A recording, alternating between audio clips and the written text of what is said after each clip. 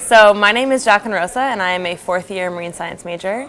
And my capstone project focuses on the effect of acclimation temperature on heart rates and gill ventilation rates in the American lobster.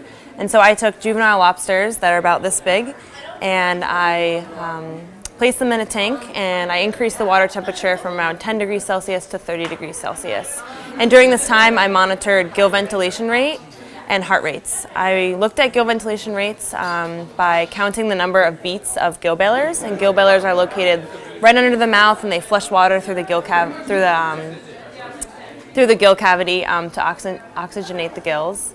And I also looked at heart rate using impedance pneumography. And so I drilled 2 little holes right above the lobster heart and placed copper electrodes right above the heart cavity, and I was able to record the heart rate over a few hours.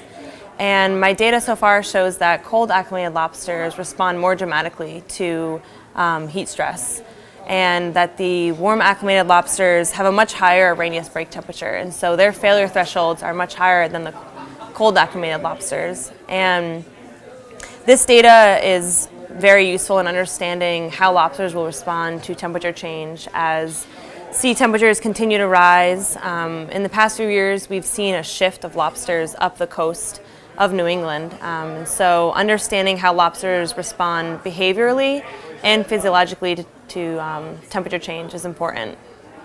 I think it's having the opportunity to do a lot of hands-on research. I realized that that's exactly what I want to do. I love being out in the field, and I helped collect some of the lobsters. Other members of my lab were out diving for the lobsters as well, and I think this opportunity was it was an awesome chance to be creative and design an experiment how I wanted to and look at different parameters of lobster that haven't been studied before. So it was a lot of fun.